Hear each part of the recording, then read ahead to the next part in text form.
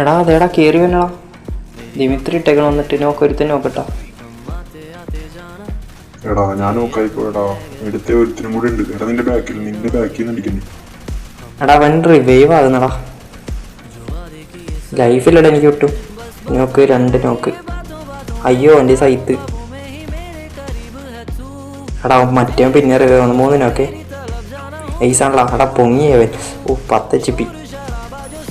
എടാ നീ അവിടെ കുഞ്ഞു വീഴുന്നോടാ. എന്നെ പൊക്കണ്ട നിങ്ങൾ ചോട് ചോദിച്ചെടുത്ത്. എടാ നീ മറ്റേ ഗീവ് അവേ കൊടുത്തില്ലായിരുന്നു? അതിന് നെക്സ്റ്റ് ഗീവ് അവേ എന്നാ പറഞ്ഞത്. പിന്നെ നീ ഇനിയിപ്പോൾ ലൈവ് ചെയ്യുന്നുണ്ടാവും.